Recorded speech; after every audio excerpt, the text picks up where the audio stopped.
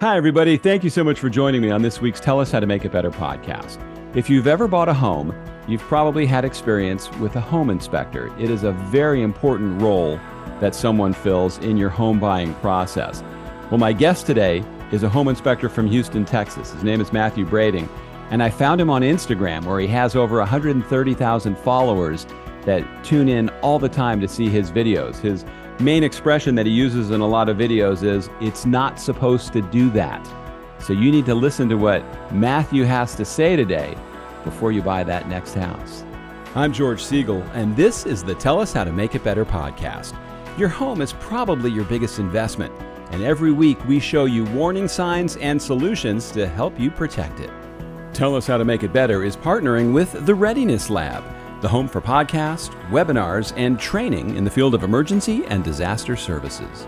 Matt, thank you so much for joining me today. Yeah, no problem. Thanks for having me, George. Yeah, I found you on Instagram months ago. You're a very busy guy, man. You're tough to get a hold of, but I'm a big fan of your videos, and they really speak to what I'm trying to talk about on my podcast. So I appreciate your time. As far as I'm concerned, I am no huge fan of the construction industry. I've had a lot of bad luck when I've built houses, and I've had a lot of frustrations. I see those with you on a daily basis. So first of all, what motivated you to become an inspector and then to go the next level and start making these videos? Well, to become an inspector, really, I was in a completely unrelated field, and I had been for many years. And I was burnt out. I had hit the top of the pay scale. And really kind of had the dream job that I kind of always wanted with this company. And my sister-in-law suggested, she was in new home sales for many years, and then became a realtor. And when she was studying to become a realtor, or maybe it was when she became a realtor, I can't remember, she suggested to me, she said, "Have you ever thought about becoming a home inspector?" She had dealt with home inspectors through her new construction employment, and of course, obviously, as a realtor. But yeah, my sister-in-law, knowing me and kind of knowing my background of being like the guy that was always fixing stuff, the guy that always knew what was wrong, how to make repairs, things of that nature. Her knowing that about me led her to suggest becoming a home inspector. And like I say, I'd never even thought about it. Once I looked into it and realized what was going on, I was like, yeah, this is exactly, what I would love to be doing. But yeah, so that's what made me want to become a home inspector, was really her suggestion and looking into it and saying, okay, this is that kind of potential to do something else, to even if at the time it was like, even if I'm working for this other company, if I can do something else, be of service, push my potential, and make extra money, like that was something I was interested in. And you obviously, you bring a lot of enthusiasm to your videos. So where did you go from just being an inspector to saying, now I'm going to put this on video? And you have over 132,000 followers on Instagram that watch these things on a regular basis. What made you decide to jump into that? Well, a friend of mine, another inspector, Chris Murphy from A Action Home Inspections, actually, he was somebody that I had seen. I'd ran into some of his videos online early on whenever I was studying to become a home inspector. And one day I was sitting in a continued education class, and I sat down right next to him. And he just happened to be in the same class as me, and we're in the same town, same area of Texas. And so he just started kind of divulging some information. I would ask him questions and he would answer them, and I learned a lot from him, and we kind of, became friends. And then, after talking to him for a few months, he was like, you really should, because like I say, I found him on social media, right, on like YouTube or something. And he said, you really should start posting videos on social media. It's increased my business a lot. And I thought, okay. I was kind of uncomfortable with it, but I thought, okay, well, I guess I could give it a shot. I didn't have a whole lot of faith in it. And that was probably about 2017, 2018, really, really early on in my inspection career. And I just started doing it, and it's just consistency, doing it more and more. And then I got a little bit better at it. And then one day I started to increase my following a little bit, and then it just kind of grew from there. But yeah, it was really, suggestions from other people that he was a successful home inspector, and I thought, well, I should take his advice, and so I did. Sure. And that's how this all started. That's great. Now, I think most people way undervalue the role of the inspector. I think when people are going through the home buying process, they have to do that sometimes to get their mortgage. They have to do that to show that the house is okay. And I think most people approach it wrong. Some are even intimidated when a builder will say, I don't let that inspector on my property, or the realtor gives you a list of 5 or 6 inspectors that probably she knows or he knows will push it through. That's your last chance to really find out what it is you're buying. And people really need to embrace that and understand that, don't they? Absolutely. Yeah. I think that, one thing that I've said about, me and Chris Murphy, the guy I was talking about, I kind of thought as I started to see this change, I thought I wanted to, and even my sister-in-law who suggested home inspection, there's this perception of inspectors, kind of who they were, what they do, almost what they look like, maybe an attitude, maybe not necessarily knowing what they're doing, not being able to chip on their shoulder, I guess, maybe. There's a lot of people that don't like inspectors, like period, not necessarily the home buyer, but people on the other end. And I kind of said, I want to change that. And I remember talking to Chris Murphy about it, about wanting to kind of change the look and the face of home inspection. I didn't even really know what it meant at the time. But what I think happened was, the transparency of showing what the job actually is on social media has changed the idea and look a little bit of home inspection on a lot of different levels. And the thing is, there's different types of inspectors, and there's different types of people that hate different types of inspectors. Like people in the construction world really dislike those inspectors that can shut down their job.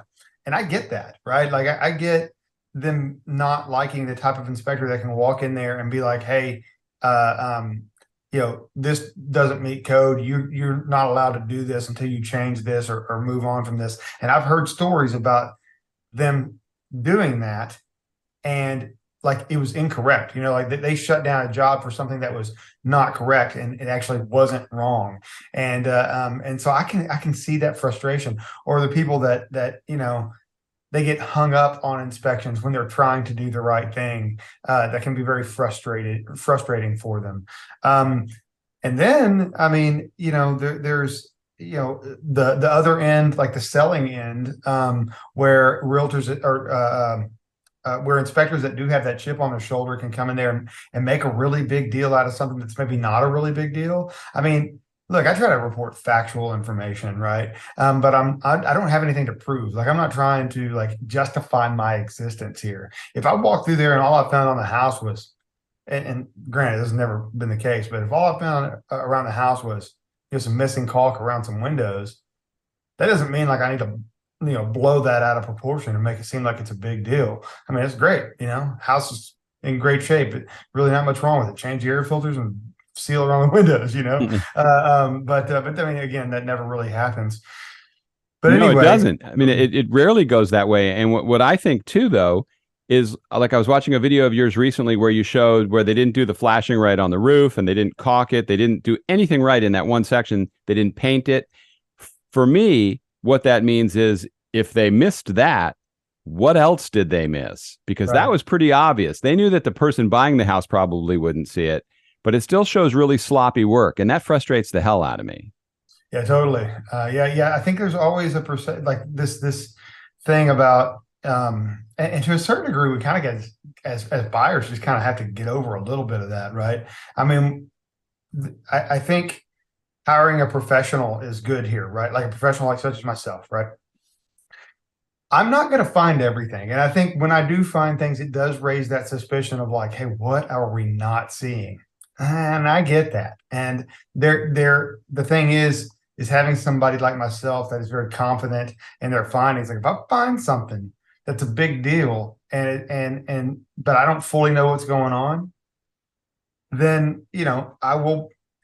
Sometimes you have to make that big deal. I don't have the authority to tell the builder, hey, you got to rip this wall open and find out what is causing said problem.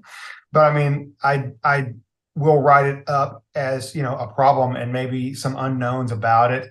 There's certain things that we have to kind of accept. Okay. I had a video recently where I found this is a prime example.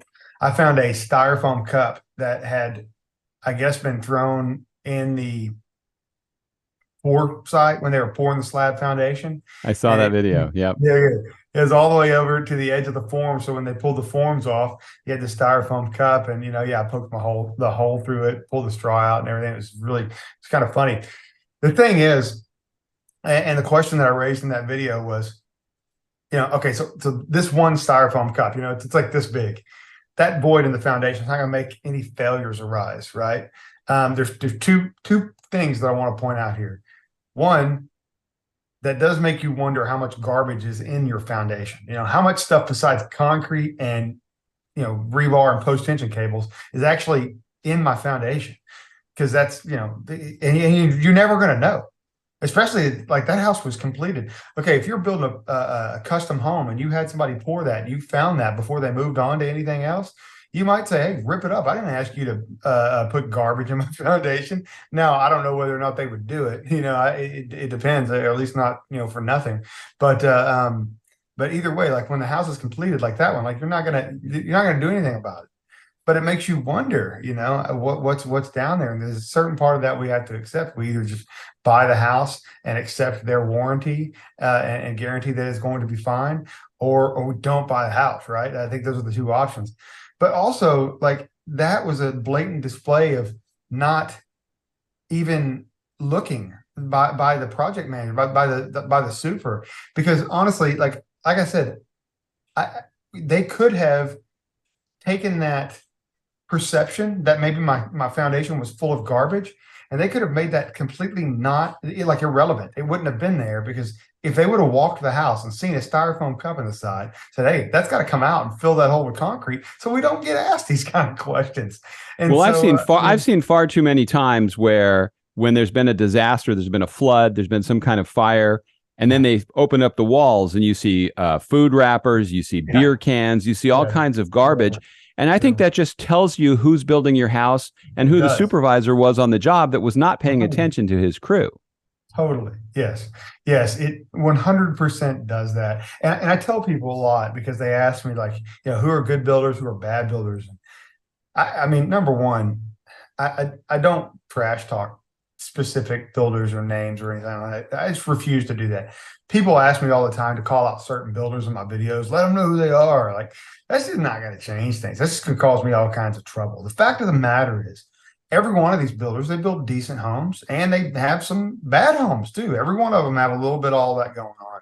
When people ask me, what to look for in a builder or something like that, I tell them, if you're thinking about buying like a production home, go to the neighborhoods where these builders are building. Go to the neighborhood where you want to live, where you're thinking about buying, and try to find some houses that are under construction and see how clean they are. See how they keep their job site.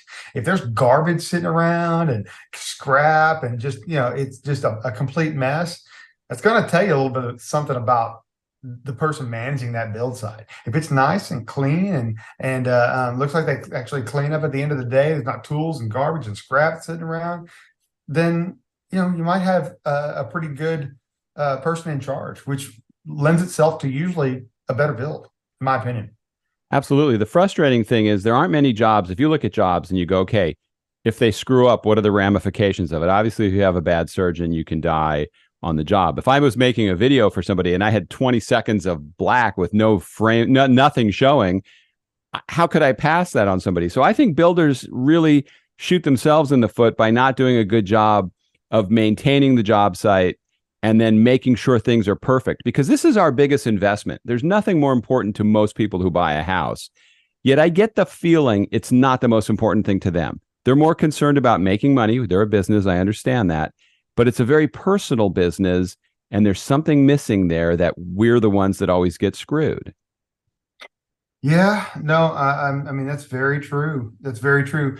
And I mean, like, it's funny because I've been fortunate to, I don't know that other inspectors do this. And what I'm about to tell you, and the reason why is because I just don't think that they think about it or know about it or have the opportunity. But I've been fortunate by to be kind of brought into a group of people that are doing construction. Okay, you may know that I'm associated with a company called Sashco. They are a company that makes premium sealant caulking and stuff out of Colorado. Anyway, they have brought me to a few events, including the International Builder Show in Vegas back in January. Now, I'm pretty sure out of the thousands of people that were there, I'm the only home inspector that was there. It was a construction conference, and so here I am, I'm a home inspector, but they brought me in because, I work with their company. And what a blessing and how cool it was to be able to to see all of these products and how they're used and all of these professionals and to hear them, speak about better building practices and things. And then to walk away from that with relationships with these people that I didn't even know existed before. And now I can not only communicate with them, but I follow them on social media and can watch them work. And I can actually see that there are people out there that do care, because they're very transparent about it, right? They put it out there. They show you what they're doing in different ways. Everyone's got their own little different way of doing it on social media, but they show you what they're doing and how they do care. It's frustrating because, and I don't know where you're at. What part of the country are you in? I'm in Tampa, Florida. Okay, that's right. You did tell me that. And I don't know what is going on out there, but like here in Texas, general contractors do not need to be licensed. Okay. A home inspector needs a state issued license. And in order to get that, they have to have like 200 some odd hours of training. We have to pass the national and state home inspectors exam, which the national test has like a 55% failure rate. And we have to have a background check and that's all just to apply to the state for licensing, which they can turn you down for whatever reason, General contractors need nothing. They don't need a license. They don't need training. They don't need a background check. They don't need anything. And so anybody can be a general contractor. You actually have to have your own moral compass, like your own, you set the bar here, as far as being a general contractor. So, and you can't sue them because you can only go to arbitration. So right? if you have a problem with a builder, you can't get a jury and go into court and sue them. You have to go to arbitration, which is a roll of the dice how that's going to go. So there's not a lot of protection. So I always tell people too, don't go by, if the builder has 4 or 5 references, find the other people that aren't on his list that he's built houses for, because those are the ones that you want to talk to. If they're having a party to showcase their homes and the people that like them show up, who cares? That's like a comedian performing in front of his friends. Get in front of a bunch of other people, and then you'll find out what people really think about the job that they did. Yeah. I mean, it's definitely frustrating. And don't get me wrong, in custom builds, I see a little bit better craftsmanship a lot of times. But it's funny because like in production, I tell people this a lot. In production builds, they have a way of, I guess, vetting their trades. And so their trades are usually doing things up to current standards and current codes. Now, a lot of times they're doing them incorrectly and not very well, and they don't care about what they're doing, about what they're throwing, how they're throwing these houses together. But they meet code or whatever. But those tradesmen, they even all the way down, it seems like, I guess it's just a certain standard that most of these production builders have when they hire their trades. They're like, well, you need to work to these codes. The thing that you get with custom homes is you get a lot of people that really care a lot more. You get a lot more tradesmen that seem to be more like craftsmen. But the problem is you get the trades that have been doing it for 40 years and they still do it the way they did it 40 years ago. And so, you get things that aren't done up to current standards or current codes. And so, I inspect all those different types of houses. And so I inspect the ones that are up to current code, but are put together like garbage. Then I inspect the ones that are, custom ones, and they are put together very well, but they don't meet current standards. Well, I also think people should ask their builder, who are the subs that you're using for this project? Because I think a lot of builders will take the lowest bid on a project. I know they do that for driveways. They do that for landscaping. They do that for pools, all the things that are going to cause homeowners problems after 3 or 4 years. And so I think it's a fair question to ask them, who are the subs you're using? And then check them out. Because as I've had problems with houses that I've bought, and then the repair people come out, they go, oh, that's the worst electric company in the world. Oh, I would never use that pool builder. Oh, that guy that did your driveway is now in jail. I mean, you have to ask these questions, because if you don't, you're going to get screwed. Yeah. No, I think that's a good idea. At first I was thinking to myself, well, what are they going to do with that information? But yeah, if they know who they're using, they can look them up and see how they feel about them. Yeah, I mean, that's definitely something that could be happening. But what's happening out here, really more than anything, is new construction, like production building. I don't think you're going to get many answers to asking anybody that kind of question, because the people selling the houses have no idea. And they don't like to put you in contact with anybody that's actually doing the construction or anything. There's a certain builder out here, massive builder. They don't even walk the houses with the client when they're done. They hire out another company to do that. Like, they don't even have a representative from their company walk the completed house with the buyer. They sub that out to another company. We have to stop rewarding companies like that. To me, that's just unbelievable if you won't stand behind it. I mean, I can tell you, with some of the houses I've lived in, I never met the person in charge, and I kick myself for that. And I think a lot of it is the real estate market is so competitive, and we're all saying, if I don't take this house, somebody else is going to buy it. So you're afraid to miss out. I think a lot of people would be better off missing out. Sometimes. But see, this is where I try to keep this in mind. The problem is that people already have an emotional investment in the home at that point. Once they're already there, there's an emotional investment. And that is strong. Like, that is something that's really hard to walk away from. The best thing I think people can do is, it's hard because this can be just as bad as inspectors, but representation, a realtor can be a really good tool. Can also be a bad tool. I mean, just like home inspectors, right? And just like you're talking about vetting people, like, you got to vet your inspectors. You need to vet your realtors. I really strongly believe there's people that just can't stand realtors. And I don't say this because I have family members that are realtors. I'm saying this because I strongly believe that true good representation can really make a big difference with your home purchase, right? And I mean, they can also help manage, if they're really good at their job, then they know when that emotional investment is gonna take place. They know when that switch is gonna get flipped, and they can manage that a little bit, right? Ask the right questions before that happens, so that they can figure out all of the stuff that might change your mind before you get emotionally invested in this home. I mean, you just have to talk to realtors and hire somebody that has the experience to be able to do that for you. Yeah, somebody that's going to be honest and tell you. I mean, we had our realtor took us to this one house, and she said it was in a great area, and so some people were walking by as we were looking at it, and I asked the guy, what happens in this neighborhood when it rains? He goes, you do not want to buy that house. The water comes up to the front door every time it rains. Now, the realtor didn't know that. She didn't tell us that. So I think, I'm not blaming other people for my problems. I get mad at myself because I choose crummy builders. I choose realtors that don't give us enough information. And it's really we're the last line of defense. If we don't do the work, nobody's going to say, cry me a river, right? It's just...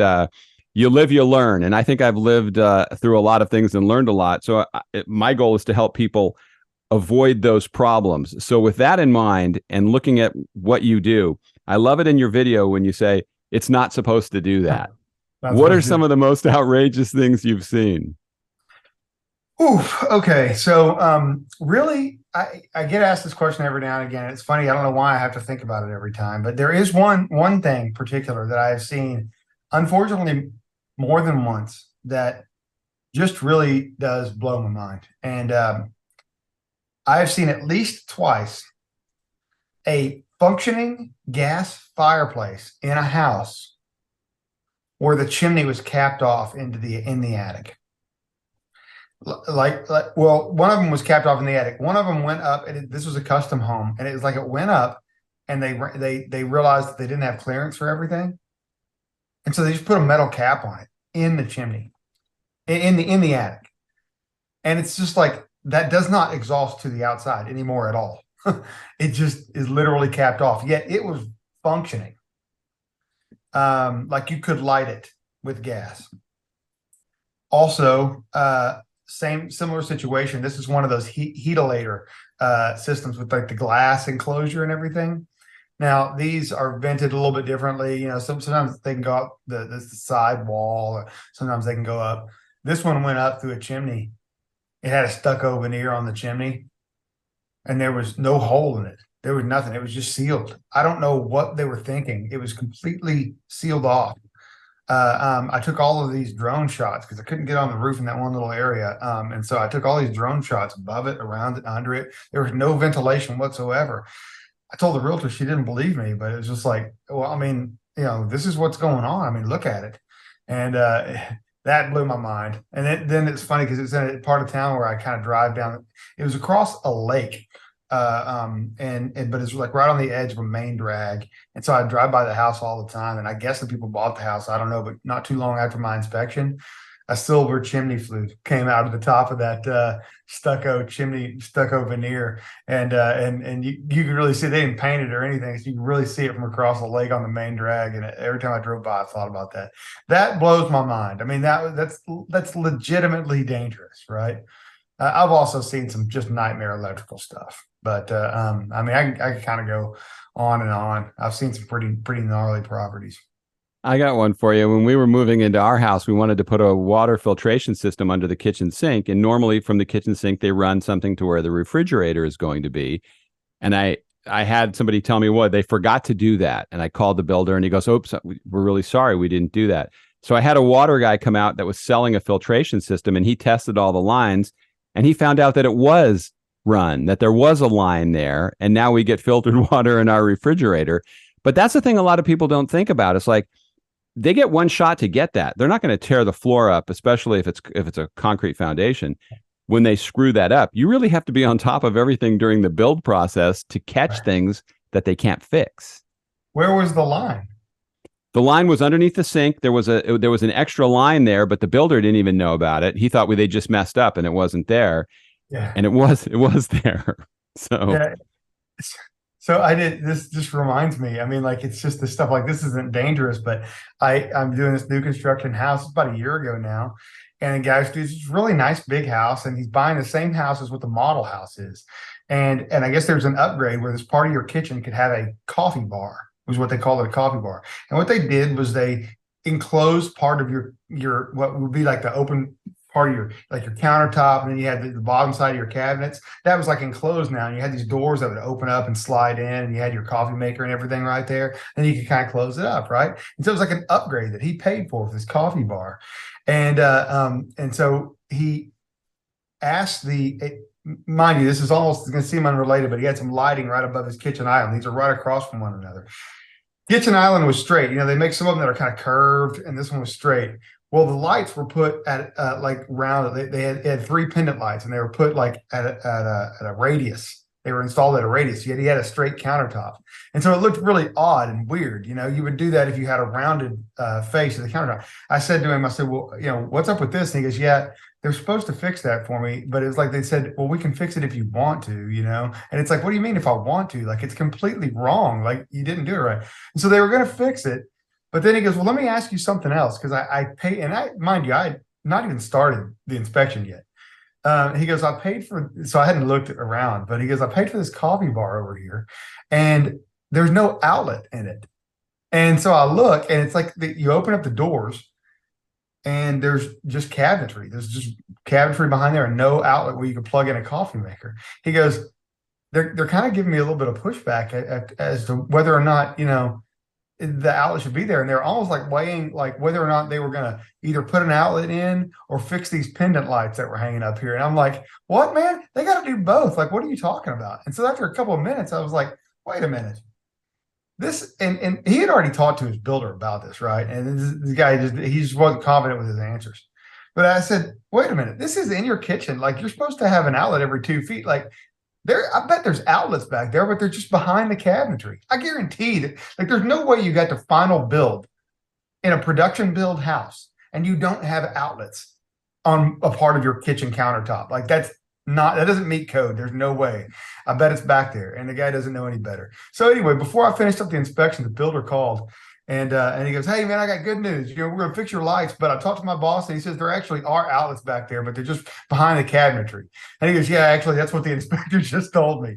But yeah, it was funny. Like, that guy didn't even know that. He doesn't know the code. He doesn't know what he's putting together. He's just running his mouth and was bartering with the guy whether or not they were going to hang his pendant lights correctly or install an outlet that was already actually there, and they messed up whenever they put in the cabinetry. It's ridiculous.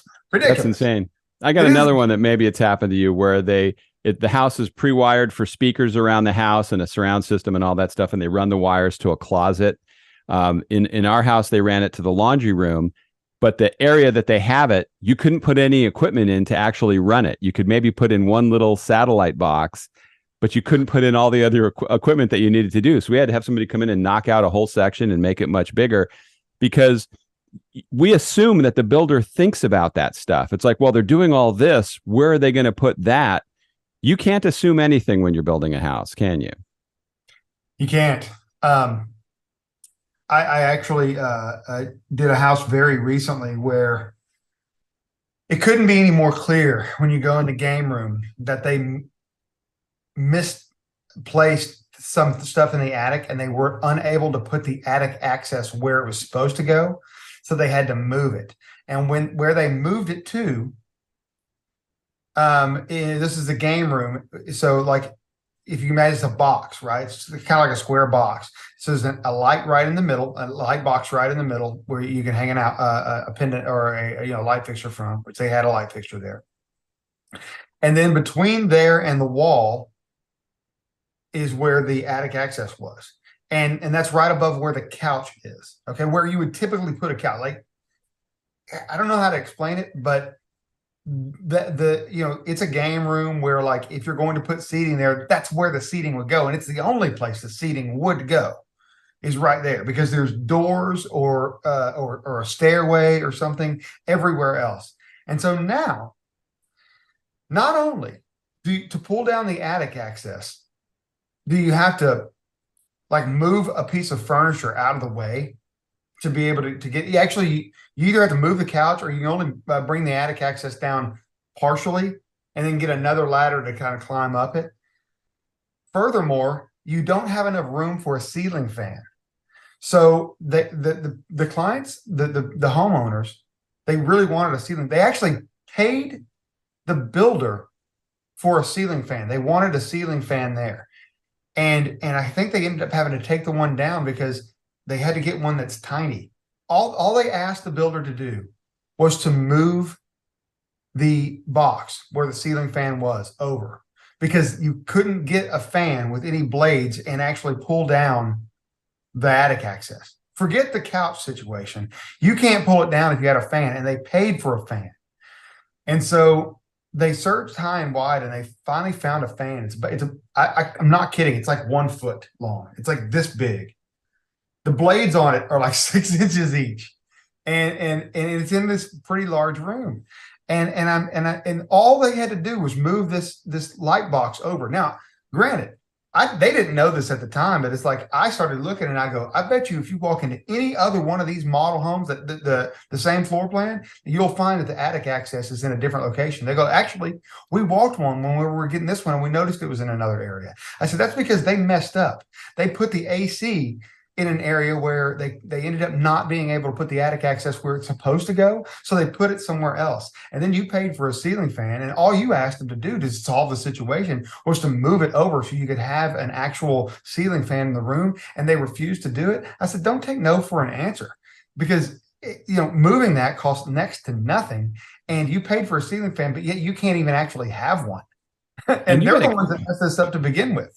But it's completely ridiculous. And you got to catch that stuff before you close, because once they have your money, it's very hard to get them to do that kind of stuff. Another thing I tell people they need to do is walk around the house into rooms that are away from where the main air conditioning unit is, and make sure they put enough return airs in, because a lot of times Right. once you get there, you buy the house in the winter and now it's summer, and you have a room that's 4 or 5 degrees warmer than other rooms. And I had an AC guy come in and he said, well, there's not enough return air. There's no way that that room's ever going to cool. So I had to put a split system air conditioner in my office just because somebody didn't do their job right. And we just keep rewarding these knuckleheads, and it drives me crazy. It's amazing I haven't pulled out all my hair.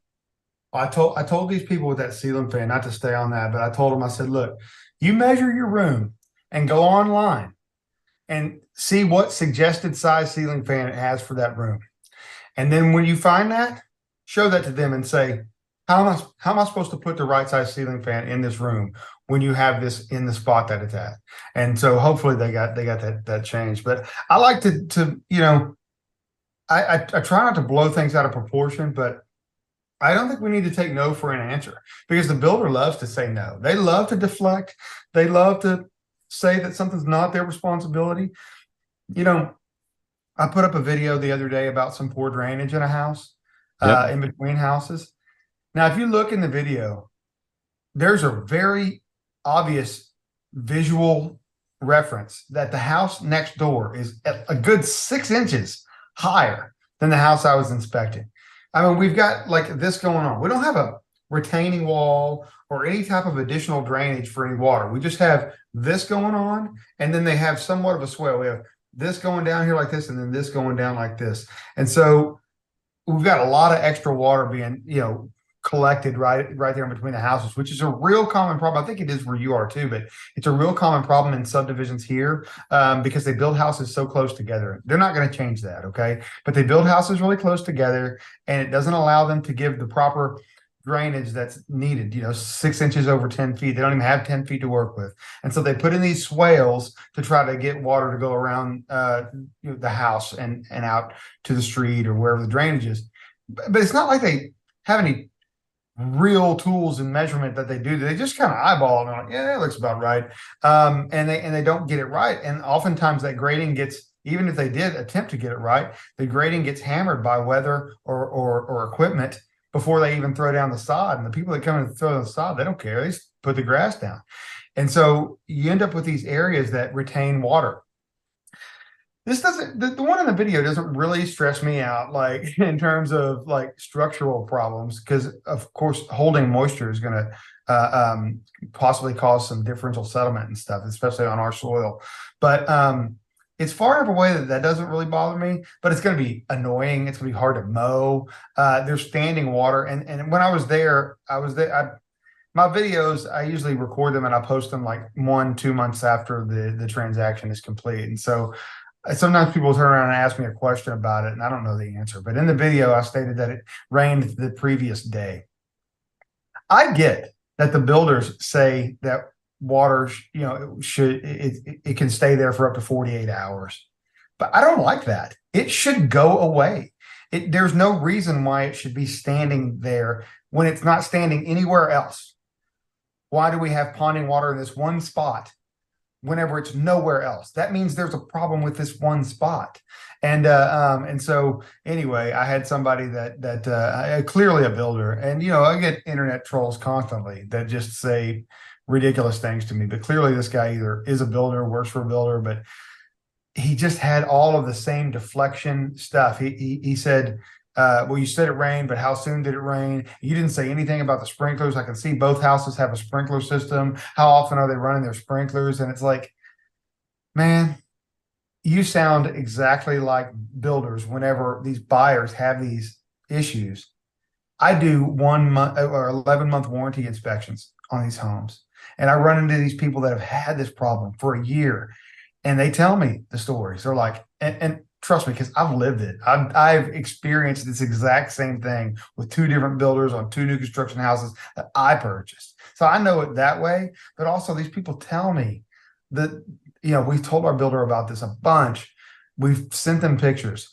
They told us it was our sprinkler system, so we stopped running it so much. They told us it was our neighbor's sprinkler system, so we got together. Neither one of us have ran our sprinkler systems in a month, and these are the type of stories that I hear, and it's like, but we're still having problems, and we're trying to get them to do something about it and getting pushback. These builders, they just want to I mean, I say builders. I don't think I think what it is it's just a money thing, right? The person at the top just says spend as little as you can. Mhm. And so that just keeps trickling down. And so when it gets all the way down, because the person that's actually in charge of the build of your house is nowhere close to anything high up. They're just taking orders. And so their job literally is to try to talk their way out of spending more money as Well, you just often as have, possible. yeah. And I guess our only hope is that they have some pride in what they're doing, but ultimately we end up rewarding builders for doing things that are pretty mediocre, like that fan story you told. No matter what fan they put up there, it's not going to be flush center in the middle of the room, which would drive me up the wall. So Yeah. my question to you is, when you put out stuff like you do, you're going to get people that tell you you're whining, you're complaining, there are worse things in life. I'd say to them, you are a troll, because the reality is that's my house. I paid good money for it. Why can I not demand perfection? Why is that wrong to expect it to be done right? Yeah, and it's not. And that's the thing. Like I think you have to think, especially because I think mostly what we're talking about here is construction, right? New construction, really. I think while I inspect all kinds of homes from old, very old, all the way up to brand new ones, it's that new construction stuff. We're paying a lot of money for this, and there is an expectation for it to be, as close to perfect as possible. And yeah, I mean, it does blow my mind what they seemingly are trying to get away with, because people are spending so much money to buy these homes, and they're not exactly getting what they're paying for a lot. No, they're not. Now, I was just traveling with my family in Italy on vacation, and we go into these old churches and old buildings with these perfect rounded arches that they could not in any way have had the same kind of equipment that we have available today. When I walk around my neighborhood and when I look in houses that I've lived in, every arch is a little crooked. They're a little lopsided. Nobody seems to know how to do that. Do you see stuff like that when you're on a house? Because that drives me crazy if an arch is crooked or the depth of it is wrong as you walk through it. When you're walking through Italy with people that built this thing 500 years ago and it's perfect. Yeah, man. It's funny. Back to my buddy Chris Murphy, he said something to me a long time ago. We were talking about new construction. We were talking about warranties, and the common new construction warranty is, a year, bumper to bumper, sort of. 2 years on HVAC, 2 years electrical, I think, but really it's 10 years on your structure. Structural warranty is for 10 years. And that sounds good. They use it as a selling point, right? It's like, hey, we guarantee your foundation for 10 years. And that really sounds good, right? I said, wow, I think man, 10 years. I mean, it should be fine, right? But it's like, when you really look at that, it's like we have structures that have been built and constructed for ages that are still just fine. And the builder's like, we got you for 10 years. And it's like, 10 years? I mean, you got a 30-year mortgage probably, you know what I mean? Like, and they're not even guaranteeing your foundation will make it through till you can pay the place off. They don't have that. 10 years, they're out. Yeah. And I mean, I always say too, about, when you hear a builder say built to code, I've talked to architects that say a builder should be building for what's coming up in the future, that building to code is the minimum. So if that's what they're touting, you're buying the minimum. Yes, it is. A friend, kind of a friend of mine, said something about he was getting a new construction house built. Is in another part of the country. I couldn't inspect it or anything, but he was like, code is to keep your house from falling apart or burning down. Like I'm looking for a little bit better than that, But it's the someone else explained it as the least you can legally do, to build a house.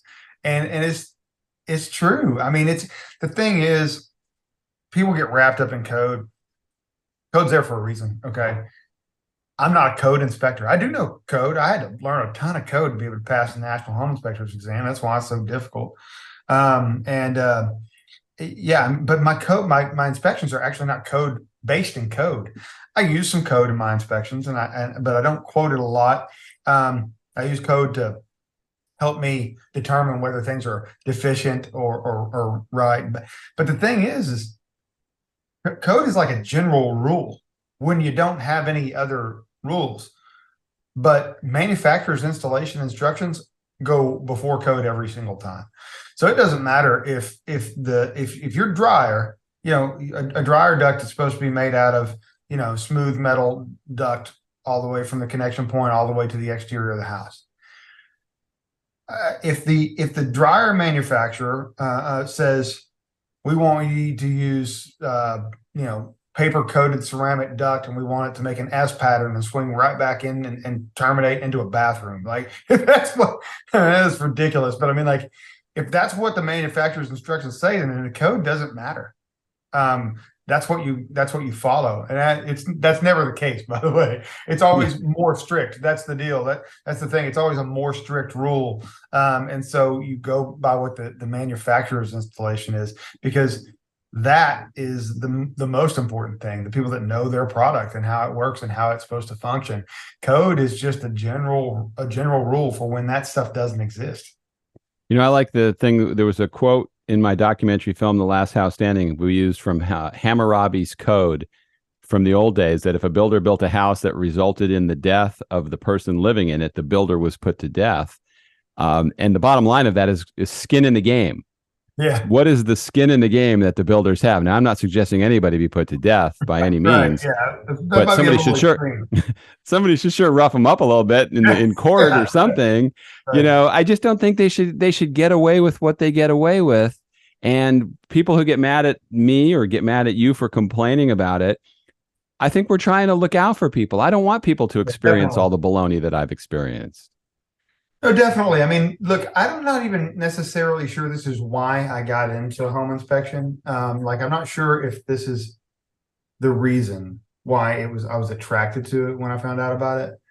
But what I get out of it now is the gratification of helping people. It's my favorite part of the job, and it actually bites me in the ass all the time because I end up spending way too much time with people and trying to explain it and make sure that they understand it.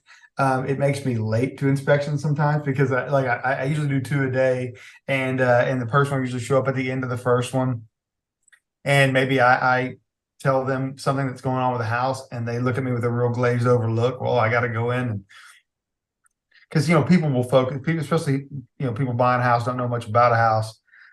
They'll focus in on something that doesn't really matter, and then just like glaze over when I start talking about things that actually really do matter. And so I spend some time trying to make sure that people do understand this. I think one of the things that's made my company so successful is my customer service, and that's something I brought with me from my previous employment. But the thing is, I love helping people. I really do. And it bums me out whenever, like this past week, I had a couple of inspections that had to postpone. And one of them that had to postpone 2 times right in a row. It was a new construction house, and they just couldn't get it ready. This bums me out because obviously if I have to postpone an inspection, and especially when it's the last minute like it was, I usually don't have a chance to fill it. So I'm just out the money, period. And so that stinks.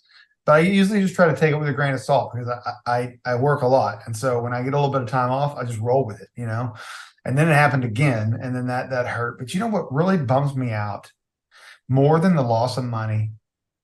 It's the I now that's a postpone, right? So postponed 2 times. So that was 3 spots that I had to dedicate to this one house. So that's at least 2 people that I'm not going to get to help now. 2 people that need a home inspector that now they're going to have to get somebody else. And I'm not worried about losing business to my competition.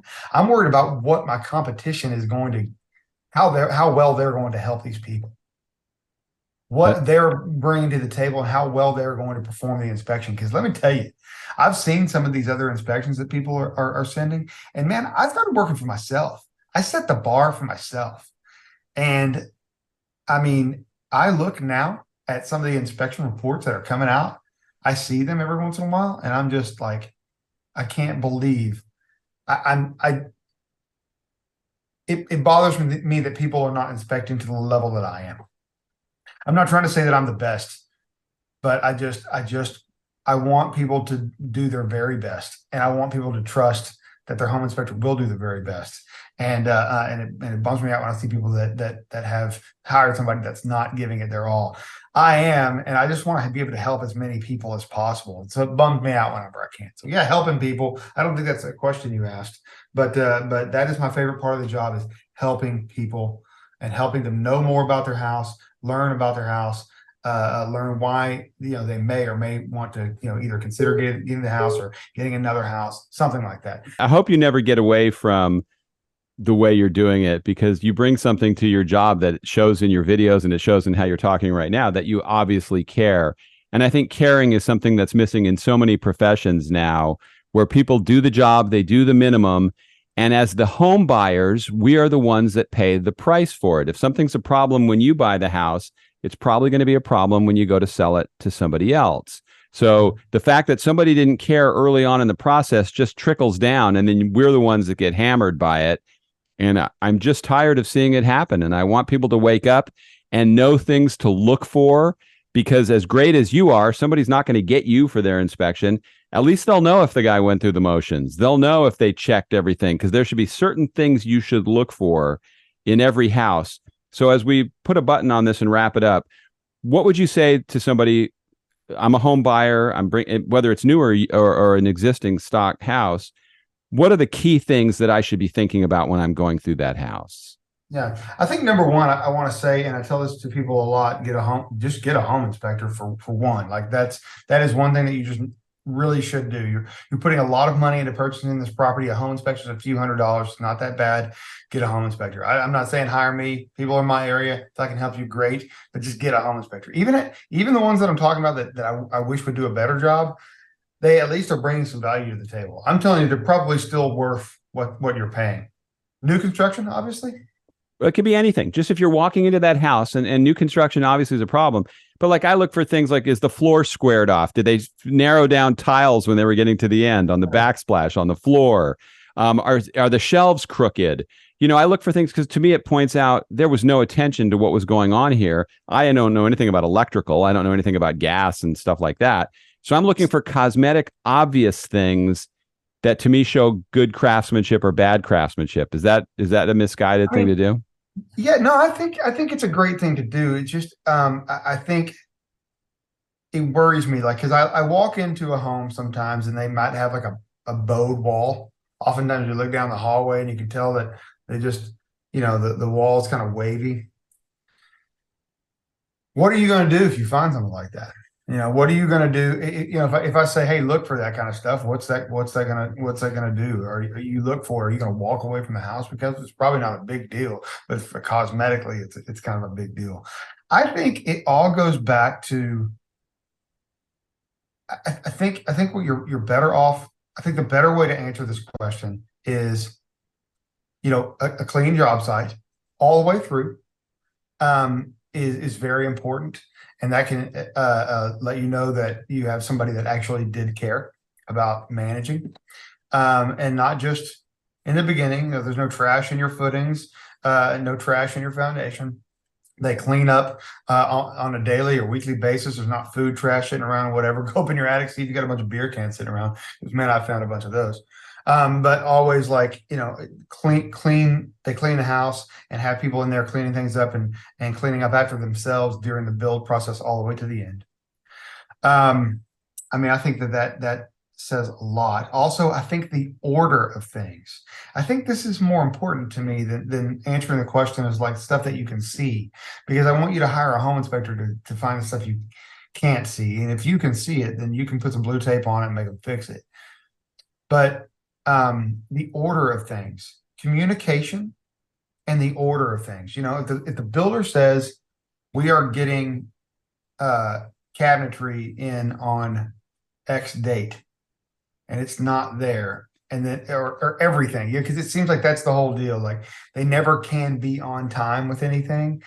The disorganization, and it's like communication. Like, if if they can communicate to you, proper dates instead of just telling you a date that you want to hear. I think these are all signs to me that I think we should consider. If you're getting talked in a circle, or if you can actually communicate with these people to try to know if they're on point, if they're going to stay on point. It's hard, man. I mean, look, the fact of the matter is, this is an exciting process. Buying a new construction house and watching it be built is exciting, but it is frustrating as all get out. And you really get to see how the sausage is made, and it's not oftentimes very pretty. Exactly. I mean, people have to not be afraid to ask questions. And if you don't have the access where they seem willing to answer the questions, I think it's a very frustrating process. Like I say, I've never had a good experience.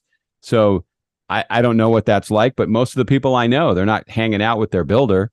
They don't, I don't know most people that come away going, oh, it's the greatest guy ever, or gal. I love them, and they're perfect. That's just the whole industry. I mean, like, it's funny because when people get pools made, everyone I know that ever has a pool made, they hate their pool guy. I mean, every time. Yeah, I walk into these houses, beautiful pool. Do you recommend your pool guy? No, I'd never recommend it. And that's pretty much everything. You get a patio cover built in your backyard. By the time you're in at the end of that thing, like, everyone hates their contractor at the end of every single job. It's the same way for building an entire house too. But yeah, it's just the industry. And I think it's just what happens is, especially with like these single jobs, these pools and stuff like that, when things start narrowing down, they give you a lot of attention in the beginning. And then when things start narrowing down, they have other jobs and they have to start focusing on the next job. And so you start to feel slighted before your project is complete, or something like that. And people always, that's at the end is when all the stuff starts showing up, that you start seeing all the stuff that's wrong towards the end. And they're tired of you, you're tired of them, you're tired of them being in your backyard and having everything all tore up, and you're ready for it to be over. And it's frustrating. Yeah, I've told this story before. We had a pool guy that put in bar stools, and he put them too close to the wall, and we caught that. And he goes, "Oh, when you're wet in the pool, you'll fit right in there."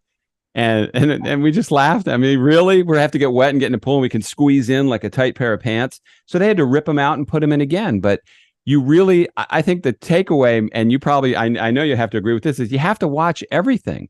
You really have to be on your game, and then get a great inspector to make sure that you were. Yeah. And I mean, inspections can happen. I do pre-pour inspections before they pour the concrete. I do pre-drywall inspections before they put in insulation and drywall, and then I do final inspections, then 11-month warranty inspection. But that's the three prior to purchase. I mean, if you can get them all three, I really suggest it. They're never. I think it's also like it needs to be, managing expectations is huge.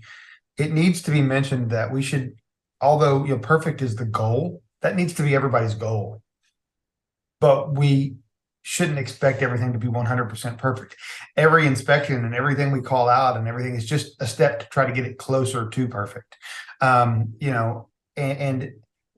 I wouldn't suggest, people ask all the time, like, how often should I get inspections? I do not suggest getting inspections, just for anyone that's listening, in between those three stages. Prior to the pour, right before the concrete's poured, great. But if you get one in between then and before they put up drywall, your inspector is just going to be looking at things that they haven't finished yet. You actually do have to give them time to get to a certain point where everything can be looked at and say, okay, this needs to change and this needs to change. You need to fix this, repair this before moving on. But you don't want someone, if you get an inspector there too early, they're going to go in there, they're going to give you a 100-page report of a whole bunch of things that just haven't been done yet. And that's of zero value to you. None. Yeah, no, that's great advice, because it's like if I show a client a video too early in the process, I don't need them seeing the obvious mistakes that I'm going to fix. But yeah, you just want to know that there's some pride involved and that they actually care, and that's what I love about your videos. So, Matt, I'm going to put all your links to where people can follow you. I know you just started on TikTok. Yeah. That's a tough medium to grow in. I mean, you're killing it on Instagram. TikTok's tough. I don't know. I mean, yeah, it actually has been. I mean, I've only been on like 2 weeks, but I have found it a little bit harder to gain some traction in there, or harder than I thought it was going to be, because I thought I could use my momentum from Instagram. that hasn't really shown itself to work as well. I'm not sure I'm giving it a whole lot of effort, to be quite honest with you. But I think like there's several folks that did blow up on Instagram or on TikTok about the time I was blowing up on Instagram, and so everyone's kind of got their own world. I'm just kind of trying to dip my toes in and see what's going on out there. But yeah, I'm new to TikTok, but I'm putting everything out there on all platforms, and I'm trying to do it a little bit different and try to cater material for each platform. At least some of the time, I'm trying to do things just a little bit different on each one, because each one kind of calls for different types of content. Absolutely. Well, I'm not going to give you advice on what to do on TikTok, because I don't think you want to make those kind of videos, but you're killing it on Instagram, and I love your videos. I'm a big fan, and I appreciate you making time for me today. Thank you so much. Yeah, no, I'm sorry it's taking me so long to find. I just, man, when I'm not doing inspections, I'm doing stuff with the family or building stuff in my garage and stuff. And so, yeah, it is tough to find the time. But thanks for being patient. I do love doing this stuff, and I wanted to do it. All right. Thanks, Matt. Hey, can I mention one thing real quick? Oh, absolutely. I actually have I'm growing my team. I right now I've been a single man operation since 2017 when I started my company. And as of this coming Wednesday, the day after tomorrow, I have another inspector that is joining my team. I'm very excited about this. This is just a step in the direction that I really need to take. I try my best to put out videos that help inspectors. I get a lot of inspectors that ask me for help. I also have a subscription platform on Instagram that is a little bit more catered towards training inspectors. And I try to lend my knowledge wherever I can, because I want better inspectors out there. But the one thing I haven't done yet is bring someone in on my team and train them to do the job the way that I do it. And I'm actually taking that step, and somebody is starting Wednesday to be my first inspector. And so I'm super excited about that. So here pretty soon, within the next couple of months, he's just going to be kind of observing for a little while and kind of learning. But in the next couple of months, I'm probably going to have another inspector out there. And so awesome. That's great to hear. If you can clone yourself, because but I hope you knock that one out of the park too. Thanks, Matt. All right. Thank you. Great talking to you, George. Thank you so much for joining me on this week's Tell Us How to Make It Better podcast. All the links to follow Matthew are in the show notes, and there's also a link to a contact form that goes directly to me. If you have problems with your house, good or bad, I'd love to hear from you. Maybe have you as a guest on an upcoming episode. And if you enjoyed what you were listening to today, please become a subscriber so you don't miss an episode. A new one comes out every Tuesday.